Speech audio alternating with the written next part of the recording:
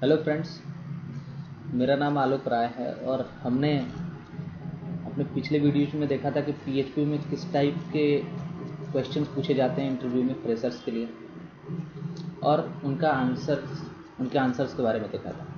आज मैं एक नई सीरीज़ शुरू कर रहा हूँ, वो है UPS के बारे में, object oriented programming system. UPS क्या है, इसके एडवांटेजेस क्या हैं, उन सब चीज़ों को हम लोग देखेंगे। ये दोस्तों, उसके जो मेन दो एडवांटेज हैं वो ये है कि आपको जैसे प्रोसीजरल वे में, मतलब जो पिछले जो तरीके थे लैंग्वेज जैसे सी वगैरह में आपने देखा होगा, तो उसमें क्या होता था कि जब हम लोग प्रोग्राम लिखते थे और कहीं पे उसी कोड की ज़रूरत अगर हमें है, सपोज कि आपने मेल सेंड करने का कहीं पे प्रोग्राम लिखा था, तो उसी को कॉपी करके आप कई जगह पे पेस्ट करते थे और फिर सपोज कि उसी मेल में एक तो ये हो गया कि आप हर जगह उसको पेस्ट कर रहे हो, मतलब उसी कोड को आप कई जगह रिपीट कर रहे हो। दूसरा ये है कि सपोज आपको उसी जो मेल का जो आपका कोड है उसमें कुछ एक पैरामीटर आपको नहीं सेट करने, जैसे उसमें या कुछ नया ऐड करना है, सपोज ऐड आपको CC भी हो गया, BCC, इस तरह की पैरामीटर अगर आपको ऐड करने पड़ गए बाद में, तो आपको हर एक जगह पे 10 जगह पे आपने वो कोड रिपीट किया था, आपको 10 जगह पे जाके चेंज करना पड़ता था। तो UPS में ऐसा नहीं है। UPS इन सब से अलग है थोड़ा। मैं यहाँ पे बताता हूँ ऑब्जेक्ट ओरिएंटेड प्रोग्रामिंग सिस्टम। इसके जो बेस्ट एडवांटेज यही है कि आप खुद को ज़्यादा रिपीट नहीं करते हो। ड्राई इसका कॉन्सेप्ट है, डोंट रिपीट योरसेल्फ, मतलब रिपीटेशन इसमें नहीं है। कोड का रीयूज बहुत होता है, जब रिपीटेशन नहीं है तो आप उसको बहुत जगह पे यूज कर सकते हो, ठीक है। दूसरा ये कि आपको जो चेंजेस करने हैं ना, वो सिर्फ एक जगह पे करना है और बाकी जगह उसका इम्पैक्ट हो जाता है। कैसे होगा उसको बाई कोडिंग हम लोग देखेंगे। ये होता है। दूसरा ये होता है कि ये UPS जो कॉन्सेप्ट है वो हमारे रियल वर्ल्ड से इंस्पायर्ड है। जैसे कि हमारे रियल वर्ल्ड में हर एक चीज़ एक ऑब्जेक्ट होती है, ठीक है। जैसे मैं एग्जांपल लूँ तो एक टीवी की मैं बात करूँ, एक फ्रिज की बात करूँ, एक मोबाइल की बात करूँ, एक लैपटॉप की बात करूँ, एक पेन है, इवन पर्सन, उसके अगर मैं हैंड की बात करूँ, तो ये सब क्या है, ये सब एक ऑब्जेक्ट है।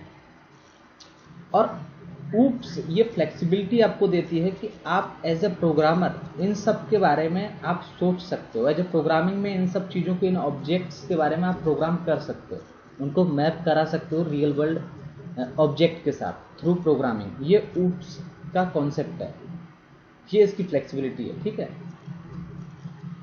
और जैसे कि रियल वर्ल्ड में जो ऑब्जेक्ट हम लोग देखते हैं तो उनकी कुछ एक प्रॉपर्टीज़ होती हैं और कुछ एक, मैं आपको बताता हूँ प्रॉपर्टी और मेथड क्या होती है।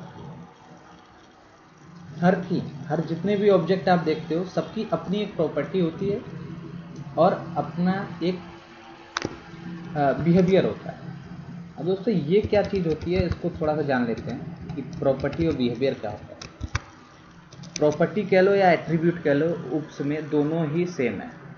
सपोज मैं यहाँ पे प्रॉपर्टी या आप बोलते हो एट्रीब्यूट, ये वो चीज़, ये ऑब्जेक्ट की हुई होती हैं। ऑब्जेक्ट की या तो प्रॉपर्टी होती है ऑब्जेक्ट की, और उसकी मेथड्स होती हैं, या फिर हम बिहेवियर बोल सकते हैं। तो प्रॉपर्टीज़ क्या होती हैं उनको हम देख रहे हैं। प्रॉपर्टीज वो चीज़ें होती हैं जो ऑब्जेक्ट के बारे में बताती हैं हमें, कि ऑब्जेक्ट, अबाउट द ऑब्जेक्ट आप ऐसा बोल सकते हो। हमें ये जो है वो अबाउट द ऑब्जेक्ट के बारे में हमें ये प्रॉपर्टीज़ और ये एट्रीब्यूट्स बताते हैं, ठीक है। जैसे कि अगर मैं एक एग्जांपल लूँ मोबाइल का, तो जैसे मॉडल नंबर हो गया मोबाइल का, सॉरी मॉडल नंबर है, तो ये मोबाइल के बारे में हमें बता रहा है कि इसका मॉडल नंबर इस मोबाइल का ये है। तो मोबाइल हमारा ऑब्जेक्ट हो गया। एट्रीब्यूट्स क्या है, एट्रीब्यूट्स या प्रॉपर्टीज, ये वही चीज़ें हैं अभी मैंने आपको बताई कि ये अबाउट द ऑब्जेक्ट, जो ऑब्जेक्ट के बारे में एक्सप्लेन करे, उसे और बताए कि ये है क्या। तो मॉडल नंबर हो गया। फिर दूसरा मैं ले सकता हूँ स्क्रीन साइज, तो ये भी हमें बता रही है मोबाइल के बारे में कि स्क्रीन साइज उसकी कितनी है। तो इस तरीके से हम लोग एट्रीब्यूट्स आइडेंटिफाई करते हैं किसी भी ऑब्जेक्ट में, जो उसे एक्सप्लेन करता है ऑब्जेक्ट को, उन्हें हम क्या बोलते हैं, उनकी प्रॉपर्टीज़ या फिर उसे एट्रीब्यूट्स बोलते हैं। ठीक है, फिर मैं ले सकता हूँ कि इस ड्यूअल सिम है कि नहीं, उसमें इस ड्यूअल सिम मतलब ड्यूअल सिम वो सपोर्ट करती है कि नहीं मोबाइल, जो आपका ऑब्जेक्ट है वो। तो ये सब आपकी क्या हो गई, प्रॉपर्टीज हो गई। अब ये क्या होता है, मेथड्स आप बोल लो या बिहेवियर, ये क्या है? तो ये क्या होती हैं, ये एक्चुअली हमें ये बताता है कि ये ऑब्जेक्ट करता क्या है। ठीक है, प्रॉपर्टीज हमें सिर्फ ये बताती हैं कि वो ऑब्जेक्ट के बारे में हमें डिस्क्रिप्शन देते हैं कि ऑब्जेक्ट, अबाउट द ऑब्जेक्ट। ठीक है, और जो बिहेवियर्स होते हैं वो ये बताते हैं कि ये ऑब्जेक्ट करेगा क्या, मतलब करता क्या है। ठीक है, जैसे कि हम मोबाइल से क्या क्या करते हैं, कॉलिंग करते हैं, कॉल रिसीव करते हैं, मैसेजिंग करते हैं, सॉरी। तो ये क्या है, ये उनके जो हम उस ऑब्जेक्ट से करते हैं वो उसकी फंक्शनैलिटी है, वो उसका बिहेवियर है, और जो उस ऑब्जेक्ट के बारे में हमें बताता है वो उसे हम लोग क्या बोलते हैं, प्रॉपर्टीज या एट्रीब्यूट। शायद आपको समझ में आया होगा अभी ये। तो आप ऐसे किसी भी ऑब्जेक्ट को, जो आपके मीन्स टीवी है, लैपटॉप है, आप ऐसे किसी भी ऑब्जेक्ट को ले सकते हो, उनके बारे में इस तरीके से सोच सकते हो कि उस ऑब्जेक्ट के बारे में जो डिस्क्रिप्शन, जो डिस्क्राइब करता है अबाउट द ऑब्जेक्ट, उसे हम लोग एज ए प्रॉपर्टी रिप्रेजेंट करते हैं, और जो वो ऑब्जेक्ट एक्चुअल में वर्क करता है या जो उसकी फंक्शनैलिटीज है उनको हम लोग क्या बोलते हैं, उसका बिहेवियर। जैसे यहाँ पे मैंने कुछ एक एग्जाम्पल लिए हैं ऑब्जेक्ट के, जैसे कि आप ऑब्जेक्ट को कंसीडर कर सकते हो, मोबाइल डिवाइस हो गया, मॉनिटर हो गया, laptop, car, house, hand, leg. आप हर एक चीज़ का देखोगे, इसमें से किसी भी चीज़ को उठा के आप देखोगे तो हर एक की अपनी एक प्रॉपर्टी होगी। हर एक ऑब्जेक्ट जितने भी यहाँ पे डिफाइन है उनकी सबकी प्रॉपर्टी है। कार है तो कार का मॉडल होता है, और उसमें नंबर में व्हील्स होते हैं, कितने हैं कितने नहीं हैं, कलर होता है कार का। तो इसी तरह की चीज़ें आप डिफाइन करते हो। कार का बिहेवियर हम लोग ले सकते हैं, जैसे क्या होती है कार, स्टार्ट होती है, स्टॉप होती है, मूव होती है। तो इस तरह की चीज़ें वो उसका बिहेवियर है जो वो कार करती है। तो इस तरह से हम लोग सोच सकते हैं उनके बारे में। जैसे मैंने यहाँ पे एक दो ऑब्जेक्ट के बारे में थोड़ा डिस्क्रिप्शन दिया है। जैसे मोबाइल ऑब्जेक्ट के बारे में बात करें तो इसका मॉडल नंबर जो इसके बारे में हमें बताता है मोबाइल ऑब्जेक्ट के बारे में, थोड़ा मैं इसको जूम कर देता हूँ। फिर इसका कलर क्या होगा वो हमें मोबाइल ऑब्जेक्ट के बारे में बताता है। वो डुअल सिम सपोर्ट करता है कि नहीं, ये हमें मोबाइल ऑब्जेक्ट के बारे में बताता है। तो ये उसकी प्रॉपर्टीज़ है। अब ये एक्चुअल मोबाइल ऑब्जेक्ट करता क्या है, कॉलिंग की फैसिलिटी देता है, मैसेजिंग और की फैसिलिटी देता है। ये इसके बिहेवियर्स हैं जो ये करता है एक्चुअल में।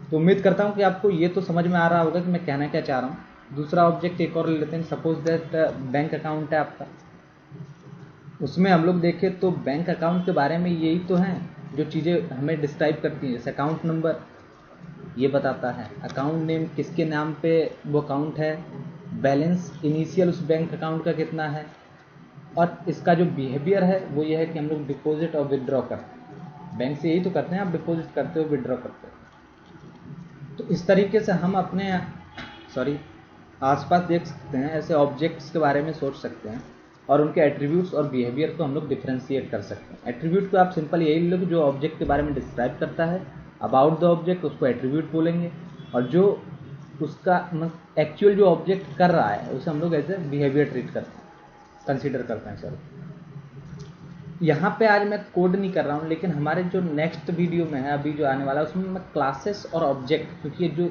ऊप्स है वो क्लासेस और ऑब्जेक्ट पे ही बेस्ड होती है और उनके एट्रीब्यूट्स और बिहेवियर पे बेस्ड है पूरी तरीके से। प्रोग्रामिंग में किस तरीके से हम लोग इम्प्लीमेंट करते हैं वो मैं नेक्स्ट वीडियो से स्टार्ट करूँगा, और उसमें हम लोग एक्चुअल प्रोग्रामिंग देखेंगे कि किस तरीके से क्लास डिफाइन होती है, किस तरीके से हम लोग ऑब्जेक्ट बनाते हैं, किस तरीके से कॉल होता है। उम्मीद करता हूँ आपको ये वीडियो पसंद आया होगा, लेकिन अभी भी अगर आपको इसमें कोई भी डाउट है तो प्लीज़ आप उससे पूछ सकते हैं। मैं पूरी कोशिश करूँगा उसका आंसर देने की। Thank you very much for watching.